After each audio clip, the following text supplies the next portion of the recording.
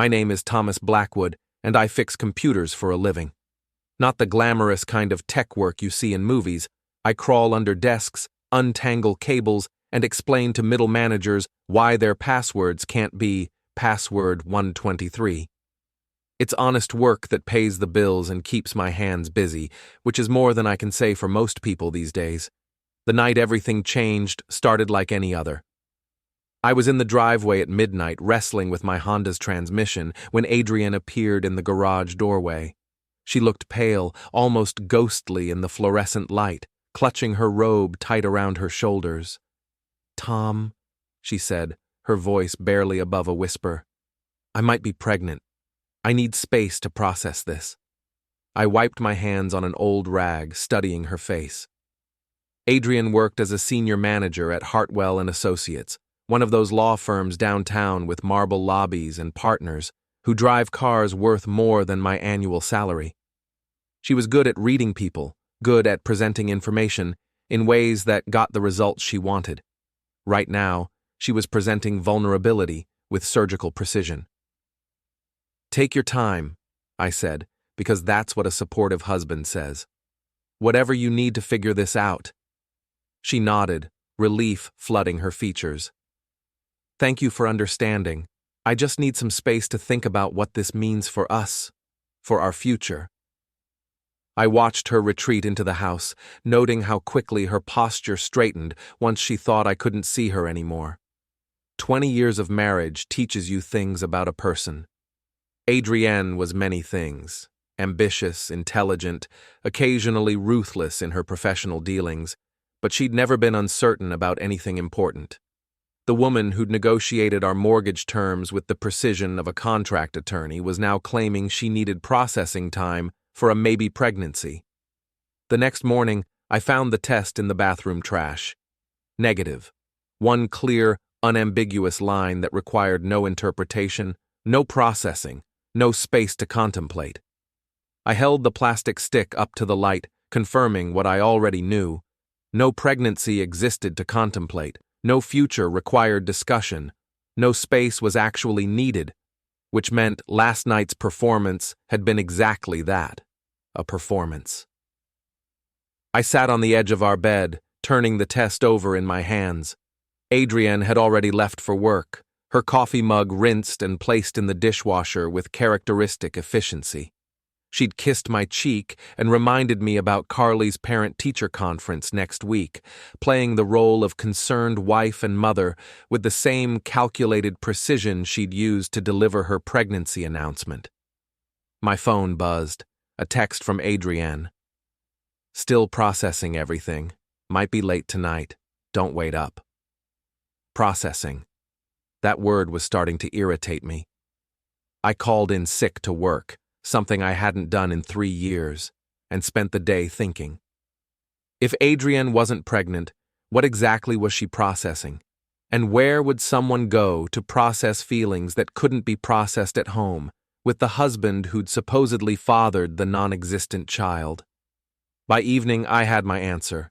Or at least, I had a plan to get my answer. My Honda might have transmission problems, but it ran quiet enough for surveillance work. I parked 2 blocks from Adrienne's office building and waited. Her silver Lexus emerged from the parking garage at 6:47 p.m., right on schedule. I followed at a distance using skills I'd learned from too many detective novels and not enough real-world experience. She didn't head home. Instead, she drove across town to Meridian Heights, an apartment complex where young professionals lived before they could afford houses in the suburbs. I watched her park in a visitor space and check her reflection in the rearview mirror, smoothing her hair with the careful attention of someone preparing for an important meeting. Or a date. She disappeared into Building C, Unit 2B, according to the directory I checked after she'd gone inside. The name next to 2B read S. Harrington, Stephen Harrington, her coworker. The same Stephen Harrington she'd mentioned casually over dinner conversations, the one who joined the firm 6 months ago, the one who was so dedicated and really understands the complex cases. I settled in to wait, my car positioned where I could see the building entrance and the lighted windows of Unit 2B. The lights were on. Adrienne was inside. Processing. The hours crawled by. I watched other residents come and go, couples returning from dinner dates, dog walkers making their evening rounds, delivery drivers navigating the maze of buildings with packages and takeout orders. Normal people living normal lives, unaware that my marriage was dissolving in real time 2 floors above the parking lot. At 11:30 p.m., I saw movement in the apartment window. Shadows against the curtains, 2 figures moving in what looked like an animated conversation, or an argument, or something else entirely that I didn't want to contemplate. At 2:47 a.m., the apartment lights went out. At 3:03 a.m., Adrienne emerged from the building, walking with the careful steps of someone who'd been thoroughly exhausted by her processing session. She sat in her car for several minutes before starting the engine, probably composing herself for the drive home to her unsuspecting husband. I followed her back to our house, maintaining distance until she pulled into our driveway. I parked around the corner and walked home, slipping through the back door while she was still gathering her things from the car. By the time she crept into our bedroom, I was pretending to sleep, breathing steady and deep, like a man who'd spent the evening watching television and going to bed at a reasonable hour. She slipped under the covers without waking me, or without trying to wake me. Her hair smelled like unfamiliar cologne, and her skin was warm with recent activity. Processing, apparently, was physically demanding work. The next morning, I placed the negative pregnancy test on her pillow while she showered. Not hidden, not tucked under anything, just lying there in plain sight, impossible to miss or misinterpret. When she emerged from the bathroom, towel wrapped around her hair, she froze, her eyes fixed on the test, and I watched her face cycle through surprise, calculation, and something that might have been fear. "You found it," she said. "I did. Tom, I can explain. I'm sure you can." I stood up, straightening my work shirt. "You're good at explaining things, Adrienne. It's what you do for a living." She sat on the bed, still staring at the test. "It's not what you think. What I think is that you lied to me about being pregnant so you could spend the night processing your feelings at Stephen Harrington's apartment until 3 in the morning. What I think is that you've been processing quite a lot lately, considering all those late nights at the office." Her face went pale. "You followed me. I gave you space, just like you asked. I just wanted to make sure you had enough of it." For the first time in 20 years of marriage, Adrienne Blackwood was speechless. She opened her mouth, closed it, opened it again. The woman who could argue contract terms with corporate attorneys couldn't find words to explain why she'd spent 6 hours processing non-existent pregnancy feelings with her coworker. "We need to talk," she finally managed. "No," I said, heading for the door. "You need to process. I need to go to work." I left her sitting on the bed, holding the negative test that had started this whole mess. As I drove to work, I found myself thinking about processing, about how some results come back negative and how some tests reveal exactly what you suspected they would. Adrienne had tested positive for dishonesty. The question now was what I planned to do with that information. Work was impossible. I sat in my cubicle at Data Tech Solutions, staring at a computer screen filled with help desk tickets, but my mind kept returning to that apartment window and the shadows moving behind the curtains.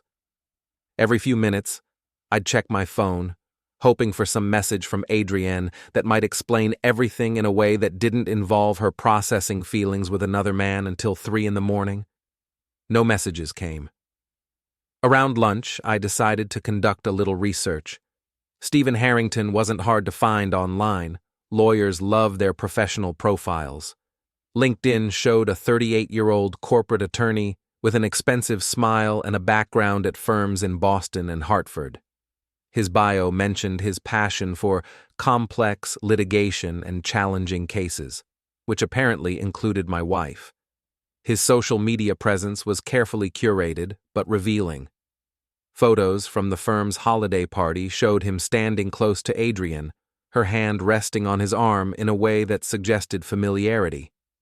Another photo from a client dinner showed them sharing what looked like an inside joke, both leaning toward each other while other colleagues focused on their meals. I scrolled through months of posts looking for patterns. Stephen had joined Hartwell and Associates in March. The same month, Adrienne had started working later hours. His welcome party had been in early April, around the time Adrienne had mentioned how dedicated her new colleague was. By May, she was staying late 3 nights a week, helping Stephen get up to speed on complex cases. The timeline painted a picture I didn't want to see, but couldn't ignore. My phone buzzed. A text from Adrienne. "Can we talk tonight? I know how this looks, but there's more to the situation." I stared at the message, analyzing her word choices. How this looks implied she understood the optics were bad, but not necessarily that she'd done anything wrong. More to the situation suggested complications I hadn't considered, layers of explanation that might justify 6 hours of processing at another man's apartment. I typed back, "Sure, I'll be home by 6. But first, I had more research to do. During my lunch break, I drove to Meridian Heights. In daylight, the apartment complex looked different, newer, more expensive than I'd realized. The kind of place where young professionals paid premium rent for granite countertops and fitness centers they'd never use. Stephen Harrington's building was the nicest of the 4, with a view of the small lake that gave the complex its marketing appeal. I parked in a visitor's space and walked around, getting a feel for the layout. The mailboxes confirmed what I already knew: S. Harrington in 2B, along with about 40 other residents who probably had no idea their neighbor was helping married women process unexpected pregnancy results.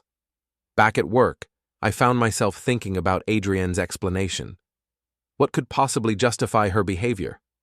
What, more to the situation, could make lying about pregnancy and spending the night at another man's apartment seem reasonable? By 5:30, I'd constructed several scenarios, each more unlikely than the last. Maybe Stephen was gay and Adrienne was helping him with a personal crisis. Maybe they were working on a case so sensitive it required absolute secrecy. Maybe Adrienne was having some kind of breakdown and Stephen was the only colleague she trusted enough to confide in. None of these explanations felt right, but I was willing to listen. 20 years of marriage had to count for something. I arrived home to find Adrienne in the kitchen, preparing what looked like my favorite dinner, pot roast with vegetables, the kind of meal she usually reserved for special occasions or apologies. She'd changed out of her work clothes into jeans and a sweater, looking younger and more vulnerable than she had in months. "Tom," she said, not quite meeting my eyes. "Thank you for coming home, for being willing to talk." I sat at the kitchen table, watching her move around the kitchen with nervous energy. "I'm listening." She took a deep breath, composing herself the way she did before difficult conversations with clients.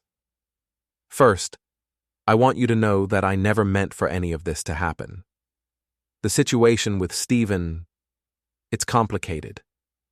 "Complicated how?" "He's been having problems with his ex-wife, custody issues with his daughter. He needed someone to talk to, someone who understood legal complications."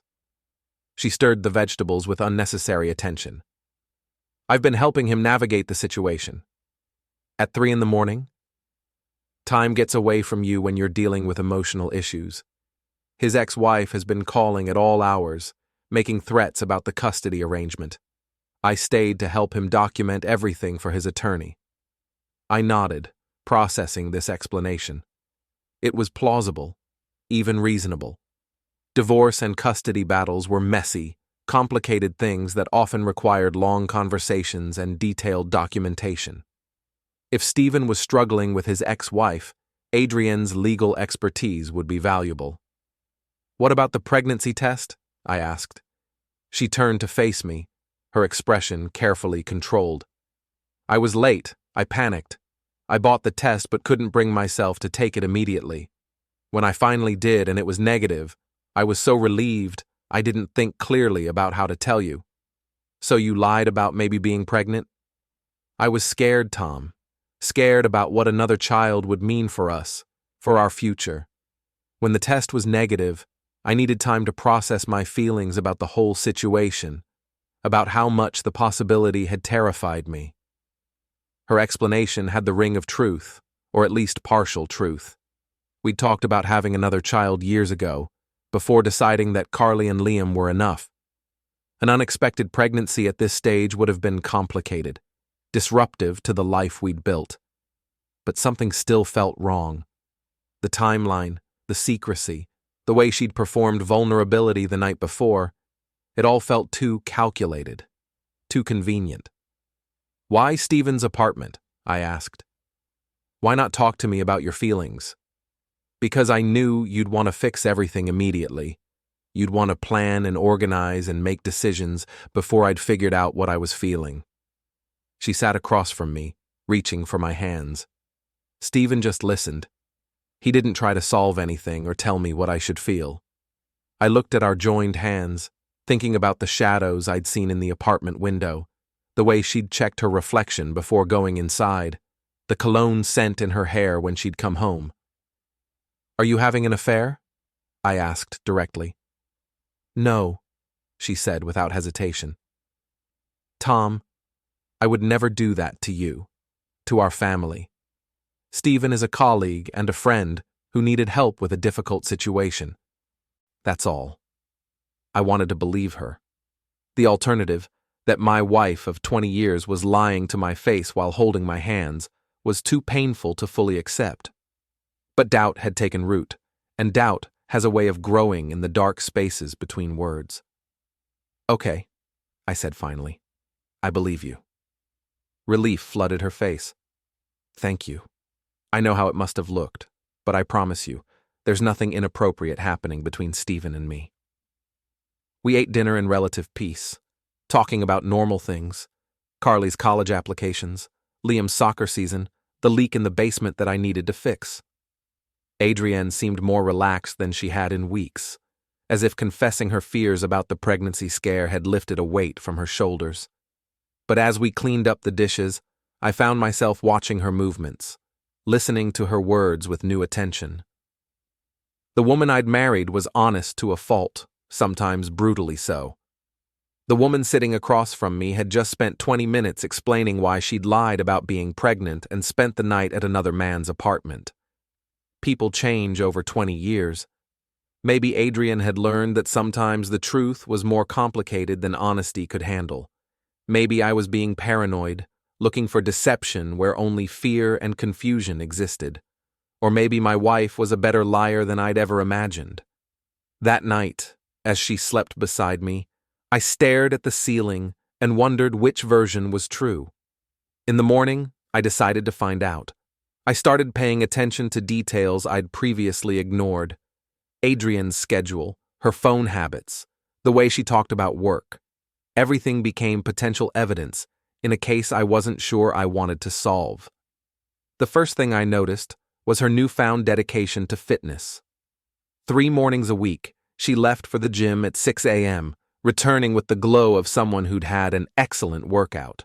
She'd never been particularly interested in exercise before, claiming her job provided enough stress to keep her metabolism active. "It's important to stay healthy," she explained when I commented on her new routine. "Stephen mentioned that his gym has excellent equipment and reasonable rates." Stephen's gym. Of course. The second thing I noticed was her phone behavior. Adrienne had always been casual about her device, leaving it on counters while she cooked or charged it openly on her nightstand. Now it lived in her purse or pocket, always within reach, always face down when she set it aside. When it buzzed during dinner, she'd glance at it with the quick attention of someone expecting important communications. "Work stuff," she'd say, but she never answered the calls or responded to the texts while I was watching.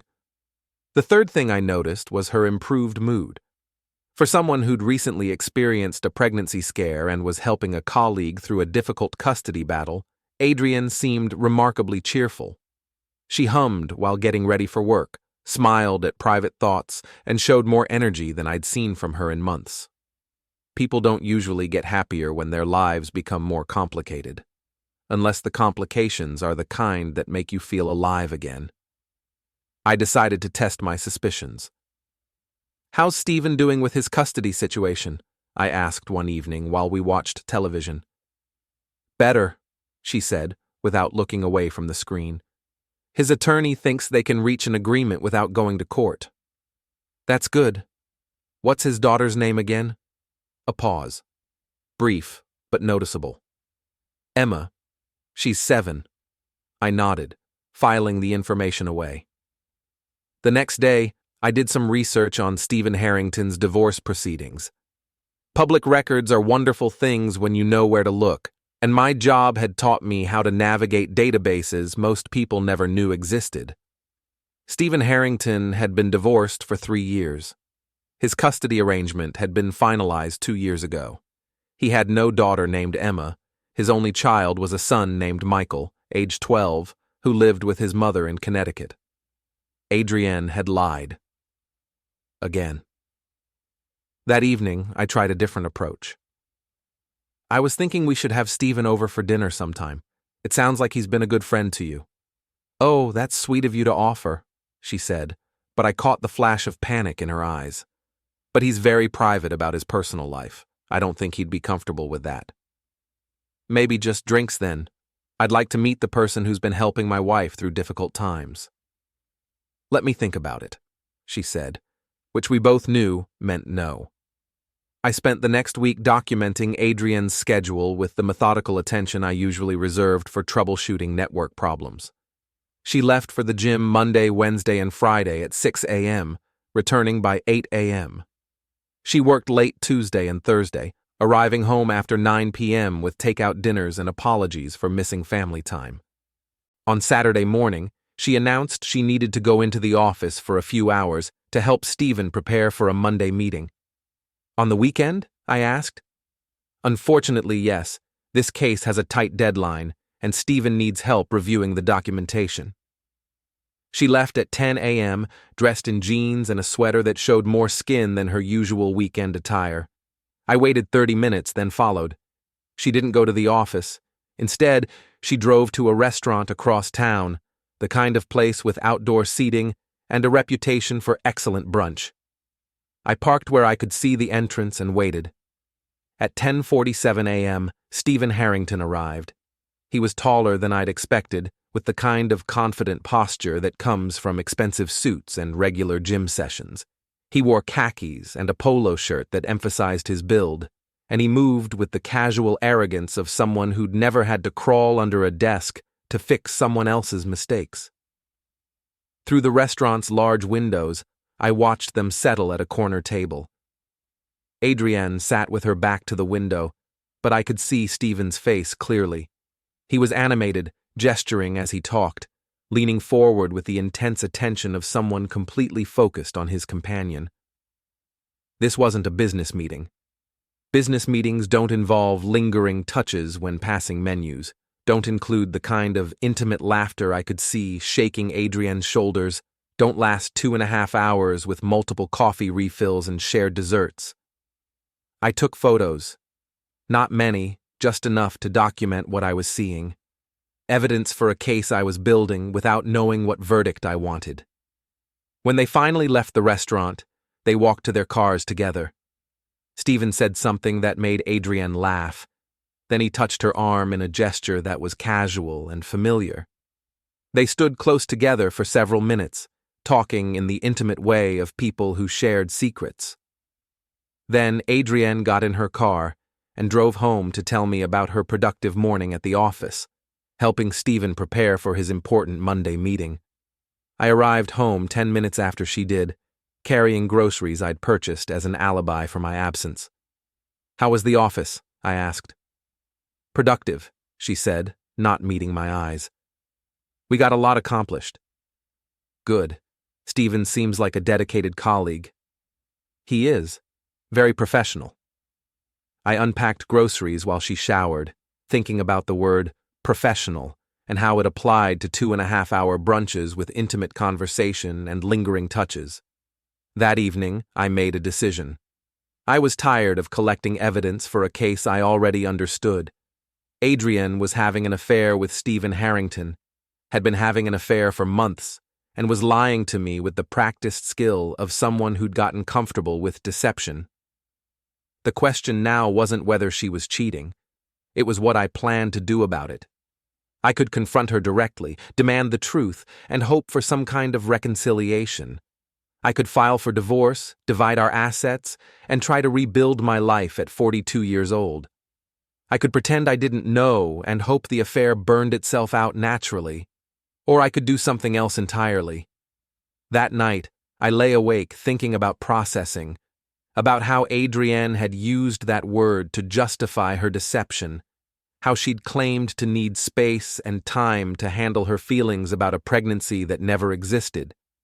Maybe it was time for me to do some processing of my own. Maybe I needed space to figure out exactly how I felt about being married to a woman who could lie to my face while holding my hands and promising there was nothing inappropriate happening between her and Stephen. Maybe Stephen Harrington needed to understand that some husbands process betrayal differently than others. Maybe Adrienne needed to learn that asking for space can be dangerous when you don't specify what kind of space you're requesting. I'd given her space to have an affair. Now, I was going to give myself space to decide what came next. Monday morning brought new resolve. I called in sick again. My supervisor was starting to ask questions, but I had bigger concerns than my attendance record. Instead of going to work, I drove to Hartwell and Associates. The law firm occupied 3 floors of a downtown building that screamed success and stability. Marble lobby, expensive artwork, reception desk, staffed by someone who looked like she'd stepped out of a fashion magazine. The kind of place where Adrienne felt important, where Stephen Harrington could afford to take married women to expensive brunches. I didn't go inside. Instead, I positioned myself across the street with a coffee and a newspaper, watching the building entrance like a private investigator in a bad movie. The difference was that private investigators get paid for this kind of surveillance. I was doing it for free, driven by curiosity and a growing need to understand exactly what my wife's professional life looked like. At 11:30 a.m., Adrienne and Stephen emerged together. She was laughing at something he'd said, walking close enough that their shoulders bumped as they navigated the crowded sidewalk. They moved with the comfortable synchronization of people who spent significant time together, who knew each other's rhythms and habits. They went to lunch at a bistro 2 blocks away, sitting at the same corner table they'd occupied during Saturday's business meeting. From my position across the street, I watched them share appetizers and lean across the table for intimate conversation. Adrienne touched his hand when she talked, and Stephen listened with the focused attention of someone completely captivated by his companion. This wasn't a colleague relationship. This was courtship, romance, the kind of connection that makes people forget they're married to other people. I took more photos, building a documentation file that was becoming harder to ignore. When they returned to the office building, Stephen's hand rested briefly on the small of Adrienne's back as he held the door open, a gesture that was protective, possessive, and entirely inappropriate for professional colleagues. That evening, Adrienne came home with stories about her busy day, the challenging cases she was working on, the demanding clients who required her complete attention. She seemed energized by her work, more engaged and enthusiastic than she'd been in years. "How's Stephen adjusting to the firm?" I asked during dinner. "Really well. He's brought some innovative approaches to complex litigation. The partners are impressed with his work." "Sounds like you two make a good team." "We do. We have similar approaches to problem solving, similar work ethics. It's rare to find a colleague who really understands your professional perspective." I nodded, thinking about understanding and perspective and the various ways people can work together. "Maybe I should stop by the office sometime, meet some of your colleagues." The suggestion clearly made her uncomfortable. "Oh, you don't need to do that.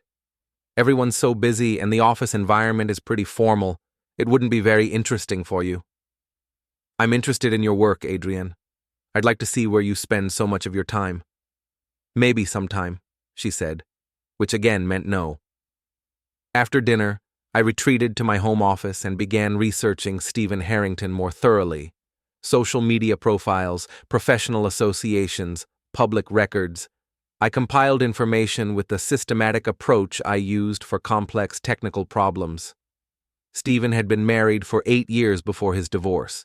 His ex-wife, Patricia, lived in Connecticut with their son, Michael. The divorce had been finalized 3 years ago, with a settlement that suggested Stephen earned significantly more than I did. He drove a BMW, lived in an expensive apartment, and belonged to a gym that charged more per month than I spent on groceries. He was successful, attractive, and available. Everything a married woman might find appealing when her own life felt routine and predictable. I found his personal email address through a professional directory and spent an hour crafting a message that would get his attention without revealing my identity. Stephen, I know about you and Adrienne Blackwood. We need to talk. Meet me at Murphy's Bar on 5th Street tomorrow at 8 p.m. Come alone. I signed it, A Concerned Party, and hit send before I could reconsider. Murphy's Bar was the kind of establishment where working-class men went to forget their problems with cheap drinks and loud music. Stephen Harrington would be as out of place as a BMW in a junkyard, which was exactly what I wanted. Home field advantage. The next evening, I arrived early and positioned myself where I could see the entrance. Murphy's was busy for a Tuesday night, filled with construction workers and mechanics and other men who solved problems with their hands instead of their law degrees. I nursed a drink and waited. Stephen arrived at exactly 8 p.m., scanning the room with obvious discomfort. He was dressed in business casual, khakis and a button-down shirt that probably cost more than my weekly salary. When he didn't immediately see anyone who looked like they might be his mysterious correspondent, he approached the bar and ordered what looked like an expensive whiskey. I gave him 10 minutes to get nervous, then approached. Stephen Harrington? He turned, taking in my work clothes and calloused hands. Yes. Are you the person who sent the email? I am. Thanks for coming. Who are you? Thomas Blackwood, Adrienne's husband. The color drained from his face. He set down his drink and looked around the room as if calculating escape routes. Mr. Blackwood, I think there's been some kind of misunderstanding. Has there? What kind of misunderstanding involves my wife spending 6 hours at your apartment, lying about pregnancy tests, and having intimate lunches while claiming to work on complex litigation? He opened his mouth, closed it, opened it again. For a lawyer, he was remarkably bad at thinking on his feet when confronted with evidence. Adrienne and I are colleagues, he finally managed. If you're implying something inappropriate, you're mistaken. Am I? Because I have photos of your colleague behavior, touching, laughing, sharing desserts, very professional stuff. Mr. Blackwood, I understand you might be concerned about— I'm not concerned, I interrupted. I'm informed. There's a difference. Stephen straightened, trying to recover his composure. What do you want? I want you to understand that Adrienne is married. To me. For 20 years. We have 2 children together, a house, a life that you're currently complicating. I'm not complicating anything. Adrienne is an adult who makes her own decisions. True. But you're also an adult who makes decisions. Like the decision to pursue a married woman. Like the decision to help her lie to her family. Like the decision to meet with her husband in a bar instead of ending whatever this is before it goes any further. He took a sip of his whiskey, trying to project confidence he clearly didn't feel. I don't know what you think is happening between Adrienne and me, but I think you're having an affair with my wife. I think it's been going on for months. I think you both believe I'm too stupid or too trusting to figure it out. That's not— Here's what's going to happen, I continued. You're going to end this. Whatever relationship you think you have with Adrienne, it's over. You're going to transfer to a different department, or find a new job, or do whatever you need to do to remove yourself from her daily life. Stephen's expression shifted from nervous to defiant. You can't tell me what to do, and you can't control your wife's choices. You're right. I can't control Adrienne's choices, but I can make sure you understand the consequences of yours. Are you threatening me? I'm explaining reality. Adrienne has a family, a life, responsibilities that don't include you. If you care about her at all, you'll let her focus on those things instead of whatever fantasy you two have constructed. Stephen finished his whiskey and set the glass down with more force than necessary. I think this conversation is over. It is. But Stephen, if I find out you're still processing feelings with my wife, we'll have another conversation. One that won't be as polite as this one. He left without another word, pushing through the crowd with obvious eagerness to escape. I finished my drink slowly, thinking about consequences and reality, and the various ways people respond to uncomfortable truths. When I got home, Adrienne was in bed reading, looking peaceful and content. She glanced up when I entered the bedroom, smiling with genuine warmth. "How was your evening?" she asked. "Educational," I said. "Very educational." The next morning, Adrienne's behavior changed dramatically. She was distracted during breakfast, checking her phone constantly, and barely responding to Carly's complaints about her chemistry teacher. When Stephen called at 7:30 a.m., she answered immediately and took the conversation into the other room. I couldn't hear the words, but her tone was urgent, almost frantic. The call lasted 15 minutes, ending with what sounded like frustrated goodbyes. "Everything okay?" I asked when she returned to the kitchen. "Fine, just work stuff." But she wouldn't meet my eyes, and her hands shook slightly as she poured coffee. Stephen had told her about our conversation. Now they were both processing the new reality of their situation, trying to figure out how to continue their affair under the scrutiny of a suspicious husband. I decided to make their processing more difficult. That afternoon, I created a fake email account and sent a message to the managing partners at Hartwell and Associates. The subject line read, "Concerns about professional conduct." The message was carefully worded, expressing anonymous concerns about the appropriateness of the relationship between two specific employees. I included no accusations, no demands for action, just observations about behavior that might warrant attention from supervisory staff. I didn't mention names directly, but I provided enough details about scheduling and interactions that any competent investigation would identify Adrienne and Stephen quickly. Then I waited. The response came faster than I'd expected. Thursday morning, Adrienne received a phone call that sent her into the bathroom with the door locked, speaking in urgent whispers for nearly an hour. When she emerged, she looked pale and shaken. "I have to go to work early today," she announced. "There's been some kind of situation." "What kind of situation?" "I'm not sure yet. Some concerns were raised about office protocols, and the partners want to discuss them with several employees." I nodded sympathetically. "That sounds stressful." "It is, especially since the concerns seem to be based on misunderstandings about professional relationships." "Misunderstandings can usually be cleared up pretty easily," I offered, "especially when people have nothing to hide." She looked at me sharply, as if hearing something in my tone that hadn't been there before. "Yes, exactly." Adrienne left for work an hour earlier than usual, her movements quick and nervous. I gave her a 30-minute head start, then drove to the office building and positioned myself across the street with my usual coffee and newspaper. At 10:15 a.m., Stephen emerged from the building alone, walking with the rigid posture of someone under significant stress. He got into his BMW and drove away, not toward his apartment, but toward the highway that led out of town. At 11:30 a.m., Adrienne appeared in the building's lobby, talking animatedly with an older woman in an expensive suit who looked like she could reduce grown attorneys to tears with a raised eyebrow. The conversation lasted several minutes, ending with what appeared to be stern instructions from the older woman. When Adrienne finally left the building, she walked like someone who'd just received very bad news. That evening, she came home exhausted and defeated. She barely touched dinner, responding to family conversation with distracted nods and one-word answers.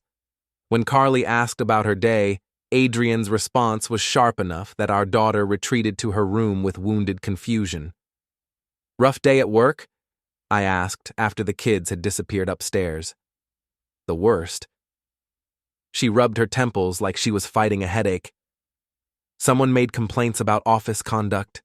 Anonymous complaints that forced the partners to investigate relationships between colleagues." That sounds serious. It was humiliating. Having to sit in a conference room while senior partners asked questions about my interactions with coworkers, my scheduling, my professional judgment. What kind of questions? Whether I'd been maintaining appropriate boundaries with colleagues, whether my work relationships had become too personal, whether I understood the firm's policies about professional conduct. I made sympathetic noises while internally celebrating the effectiveness of anonymous complaints. "The worst part," Adrienne continued, "is that someone clearly observed my behavior closely enough to provide specific details about meetings, lunches, conversations. Someone was watching me, documenting my activities. That's disturbing. Any idea who might do something like that?" She looked at me with an expression I couldn't quite read. "No, but it feels personal, targeted. Maybe it's just someone who misunderstood innocent professional interactions. Maybe." But her tone suggested she didn't believe that any more than I did. Over the next few days, Adrienne's routine changed completely. No more early morning gym sessions, no more late nights at the office, no more weekend meetings or urgent calls from Stephen. She came home immediately after work, spent evenings with the family, and seemed to be making an effort to rebuild the domestic routine she'd been neglecting. But she was also watching me with new attention, studying my reactions to her stories about work, analyzing my questions about her schedule. The woman who'd been lying to me for months was now suspicious that I might not be entirely honest with her. The irony was almost amusing. On Saturday morning, she announced that she needed to run errands, grocery shopping, dry cleaning, the usual weekend tasks. But instead of leaving immediately, she lingered in the kitchen, watching me read the newspaper. "Tom, can I ask you something?" "Sure." "Have you been concerned about my work relationships? About the time I've been spending with colleagues?" I looked up from the sports section, projecting mild confusion. "Should I be concerned?" "No, of course not. I just wondered if you'd noticed anything that seemed inappropriate." "Like what?" "I don't know. Anything that might make you think I was too close to coworkers or spending too much time on work relationships?" I considered the question with apparent seriousness. "You've been working a lot lately, but I assumed that was just the demands of your job." "Why?" "The complaints at work mentioned specific details about my behavior, details that suggested someone had been observing me very carefully." "Someone from the office?" "Maybe. Or someone else who had access to information about my schedule, my activities."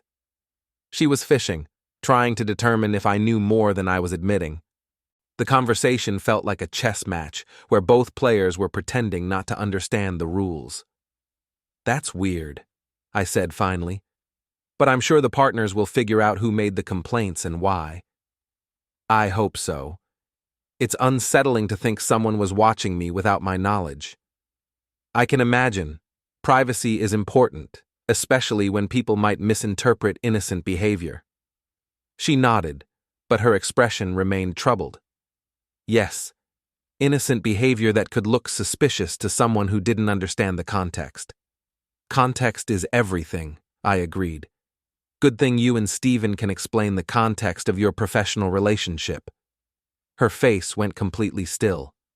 "What do you mean?" "Just that if someone complained about your interactions with him specifically, you can both clarify that everything was appropriate and professional." "How did you know the complaints were about Stephen?" The question hung in the air between us like a challenge. I'd made a mistake, revealed knowledge I shouldn't have possessed.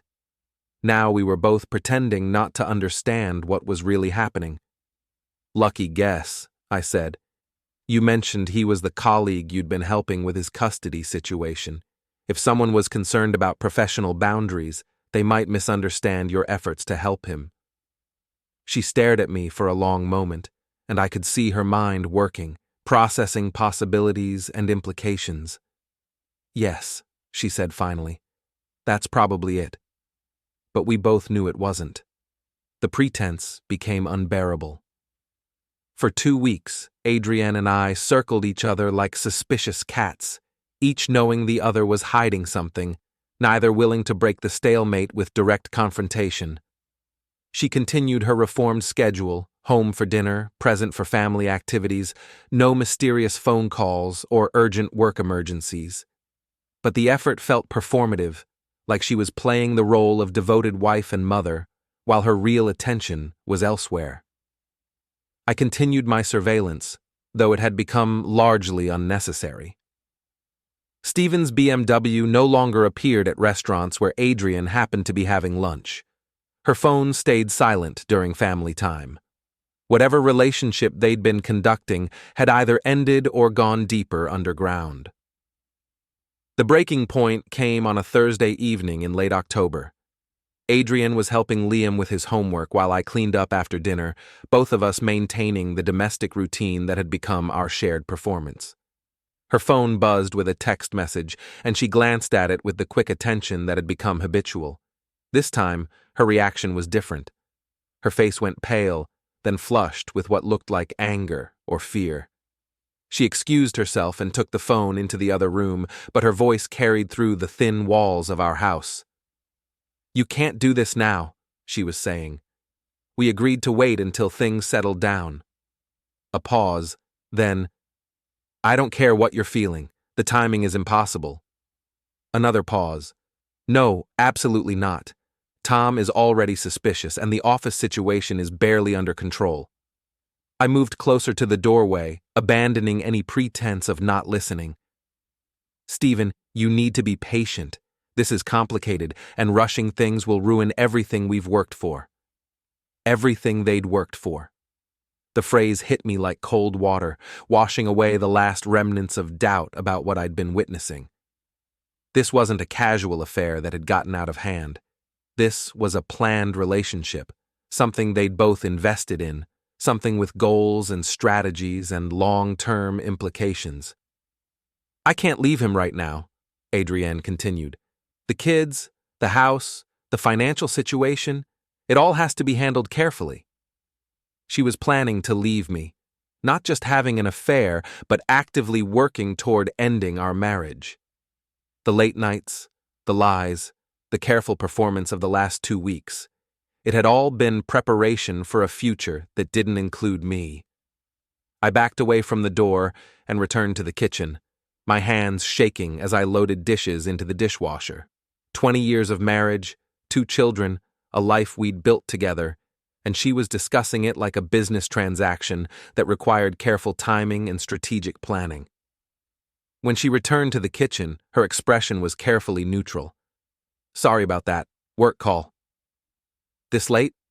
You know how it is. Clients don't respect normal business hours." I nodded, accepting the lie because the truth was too large to address in a kitchen conversation. "Everything okay?" "Fine. Just the usual complications." That night, I lay awake staring at the ceiling while Adrienne slept beside me. Her breathing was steady and peaceful, like someone with a clear conscience. But I knew better now. The woman next to me was planning to destroy our family, and she was sleeping soundly while she did it. The next morning, I made a decision. I called in sick to work and spent the day preparing. I transferred money from our joint accounts to a personal account Adrienne didn't know about. I copied important documents, insurance policies, tax returns, financial statements. I researched divorce attorneys and made appointments for consultations the following week. But most importantly, I decided to stop pretending I didn't know what was happening. That evening, I waited until the kids were upstairs doing homework, then sat across from Adrienne at the kitchen table. "We need to talk," I said. She looked up from her laptop, where she'd been reviewing what she claimed were case files. "About what?" "About Stephen Harrington. About your affair. About your plans to leave me." The laptop screen reflected in her eyes as she processed my words. For a moment, She looked like she might continue the charade, maintain the lies that had sustained us for months. Then something shifted in her expression, and I saw her make the decision to stop pretending. "How long have you known?" she asked. "Months. Since the night you spent 6 hours processing your fake pregnancy at his apartment." She closed the laptop and leaned back in her chair. "You followed me. I gave you space, just like you asked. I wanted to see how you used it. And you've been watching me ever since. I've been trying to understand what happened to my wife. The woman I married wouldn't lie about being pregnant. She wouldn't sneak around with another man. She wouldn't plan to abandon her family." Adrienne was quiet for a long moment, studying my face. "What do you want, Tom?" "I want the truth. All of it. How long has this been going on? What are your plans? What happens to Carly and Liam when you decide you're ready to leave?" She took a deep breath, and I could see her shifting into the analytical mode she used for difficult legal negotiations. "Stephen and I have been involved for 6 months. It started as friendship, became something more. We're not planning anything immediate. We both understand that changes need to be handled carefully." "Changes? You mean divorce?" "Eventually, yes. Our marriage hasn't been working for either of us, Tom. We've been going through the motions for years. I thought we were building a life together. We were surviving together. There's a difference." Her words stung because they contained enough truth to be believable. Our marriage had become routine, predictable, comfortable in ways that might have felt limiting to someone who wanted more excitement. "So you found excitement with Stephen. I found someone who sees me as more than a wife and mother. Someone who's interested in my thoughts, my ambitions, my potential. And I don't? When was the last time you asked me about my dreams, Tom? When was the last time we talked about anything more significant than household logistics and the kids' schedules?" I considered the question and realized she was right.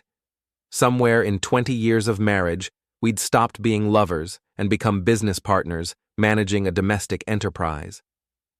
"That doesn't justify lying to me," I said, "or planning to leave without discussing problems we might have been able to solve. Some problems can't be solved. Some people grow in different directions. And some people have affairs instead of working on their marriages." She stood up, pacing to the window that looked out on our backyard.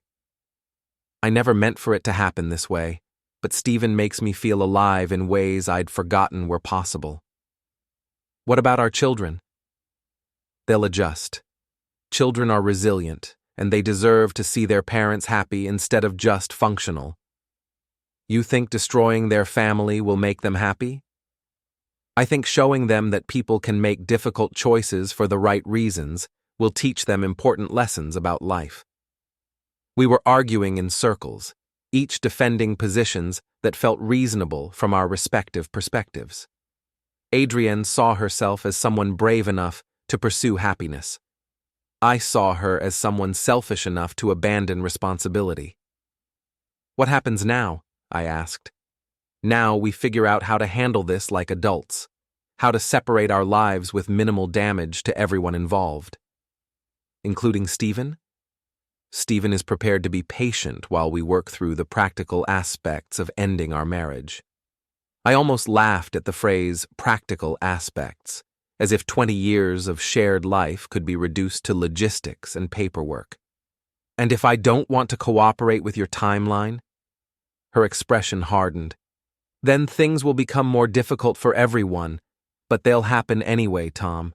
You can't force someone to stay married." She was right, of course. I could delay the process, make it more expensive and complicated, but I couldn't prevent her from leaving if that's what she'd decided to do. But I could make sure she understood the full cost of her choices. "You're right," I said. "I can't force you to stay married, but I can make sure you don't get to rewrite history. I can make sure everyone knows exactly why our marriage ended." "What does that mean?" "It means Stephen's partners will know he's been having an affair with a married colleague. It means our friends will know you've been lying for months. It means Carly and Liam will understand that their mother chose another man over their family." You wouldn't do that to the children. I wouldn't have to. The truth has a way of coming out, especially when people stop working so hard to hide it. We stared at each other across the kitchen table, both understanding that the conversation had shifted from explanation to negotiation. Adrienne wanted to control the narrative of our divorce, to present it as a mutual decision made by two mature adults. I wanted her to face consequences for the choices she'd made. "What do you want?" she asked again. "I want you to understand that actions have consequences, that you can't destroy a family and expect everyone to pretend it was inevitable. And then? Then, we'll see what happens when you try to build a new life on the ruins of the old one." The conversation ended there, both of us understanding that we'd crossed a line from which there was no return. The marriage was over, had been over for months probably, but the ending was going to be more complicated than Adrienne had planned. As I watched her gather her laptop and retreat upstairs, I realized that my processing was just beginning. She'd had months to prepare for this moment, to plan her exit strategy and build her new relationship. I'd had one evening to absorb the reality that my life was about to change completely. But I was a quick learner, and I'd always been good at solving complex problems. It was time to show Adrienne and Stephen exactly how complex their problem had become. The next few days passed in a strange calm, like the quiet before a storm that everyone knows is coming, but no one wants to acknowledge. Adrienne and I maintained the basic functions of family life: meals, school schedules, household maintenance, while carefully avoiding any meaningful conversation about our future. She'd moved into the guest bedroom, claiming she needed space to think clearly about our situation. I didn't object. The pretense of sharing a bed had become more exhausting than the reality of sleeping alone. But I wasn't idle during this period of domestic détente. I was planning. First, I researched Stephen Harrington's professional situation more thoroughly. Hartwell and Associates was a prestigious firm with a reputation for ethical conduct and high standards. Partners took pride in their clean image and would not appreciate having their firm associated with messy personal scandals. Second, I documented everything I'd observed over the past months: dates, times, locations, photographs, all organized into a comprehensive file that told the story of their affair with methodical precision. Third, I prepared for the practical aspects of divorce. I met with 3 attorneys, comparing their approaches and fees, settling on Janet Morrison, a woman with a reputation for aggressive representation and no patience for cheating spouses. "Your wife has been planning this for months," Janet observed after reviewing my documentation. "She's had time to prepare financially and emotionally. We need to make sure you're not disadvantaged by her head start." Janet's strategy was straightforward: file first, seek temporary custody of the children, and make sure Adrienne understood that her affair would be a central issue in any settlement negotiations. "The goal isn't revenge," Janet explained. "It's leverage. She wants to control the narrative and the timeline. We're going to make sure she understands that her choices have consequences." On Monday morning, I implemented the first phase of my plan. I called Hartwell and Associates and asked to speak with the managing partner. When his assistant asked about the nature of my call, I explained that I had information about professional conduct issues involving 2 of their attorneys. "This is Thomas Blackwood," I told the managing partner when he came on the line. "I believe we need to discuss the relationship between my wife, Adrienne Blackwood, and Stephen Harrington." The conversation was brief, but productive. The managing partner was clearly uncomfortable with the implications of what I was telling him, but he was also professional enough to understand that the firm needed to address potential liability issues. "We'll look into this immediately," he assured me. "Thank you for bringing it to our attention." Phase 2 involved a conversation with my children. I waited until Adrienne was at work, then sat down with Carly and Liam in our living room. At 16 and 14, they were old enough to understand that their parents' marriage was in trouble, but young enough to deserve an explanation that protected them from the ugliest details. "Your mother and I are having serious problems," I began. We're probably going to get divorced." Carly's eyes filled with tears immediately. Liam just stared at me, processing the information with the careful attention he brought to difficult math problems. "Is it because of something we did?" Carly asked. "No, sweetheart. This is about problems between your mother and me, not anything you or Liam did wrong." "Are you going to move out?" Liam wanted to know. "I don't know yet. We're still figuring out how to handle everything, but I want you both to know that no matter what happens between your mother and me, we both love you and will both always be your parents." "Will we have to choose between you?" Carly asked. "I hope not. The goal is to make this as easy as possible for both of you." But even as I said it, I knew that wasn't entirely true. My goal was to make sure Adrienne faced consequences for her choices, and those consequences would inevitably affect our children. That evening, Adrienne came home to find divorce papers waiting on the kitchen table. She stared at the documents for a long moment before looking up at me. "You moved fast. I learned from watching you. Preparation is important when you're planning major life changes." She flipped through the pages, her expression growing more troubled as she read. "You're seeking primary custody. I'm seeking what's best for the children. They need stability, and you've demonstrated that your priorities are elsewhere. My priorities are providing for my family. Your priorities are Stephen Harrington." She set the papers down and rubbed her temples. "Tom, we can handle this civilly. We don't need to make it ugly. You made it ugly when you started lying to me. I'm just making sure everyone understands what really happened." "What does that mean?" "It means your affair is going to be part of the public record. It means Stephen's partners are going to know exactly what kind of professional conduct he's been engaging in. It means our friends and neighbors are going to understand why our marriage ended." Her face went pale. "You can't do that to the children." "I'm not doing anything to the children. You did this when you decided to have an affair instead of working on our marriage. Stephen and I were discreet. No one has to know the details. Discretion doesn't make it less wrong, and I'm not interested in protecting your reputation or Stephen's career." She was quiet for several minutes, reading through the divorce petition and calculating the implications of my demands. "What do you want?" she asked finally. "I want you to understand that choices have consequences. You chose to lie to me, to have an affair, to plan the destruction of our family. Now you get to live with the results of those choices. And Stephen? Stephen gets to explain to his partners why he's been having an affair with a married colleague. He gets to find out what happens to lawyers who create liability issues for prestigious firms. You're trying to destroy his career. I'm trying to make sure he understands the cost of his actions, just like you're learning the cost of yours." Adrienne stood up, gathering the divorce papers with shaking hands. "I need to think about this." "Take your time. You're good at processing." She left the kitchen without another word, and I heard her making phone calls from the guest bedroom, urgent, whispered conversations that probably involved Stephen and damage control strategies. But it was too late for damage control. The consequences were already in motion, gathering momentum like a boulder rolling downhill.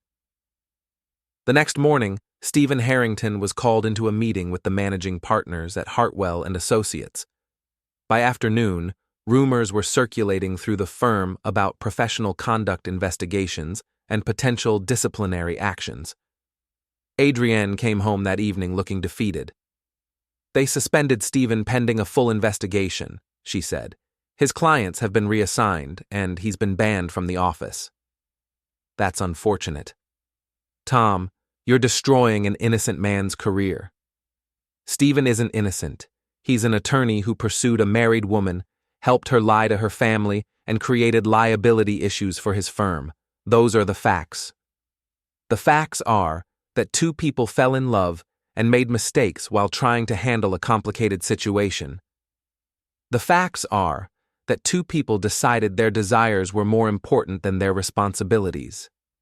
We were back to arguing from our respective positions, each defending interpretations of reality that served our emotional needs. But the practical consequences were becoming clear. Stephen's career was in jeopardy, Adrienne's reputation at the firm was damaged, and our divorce was going to be public and contentious. "What will it take for you to stop this?" she asked. "Nothing. You started something that can't be stopped. Now we all get to see how it ends."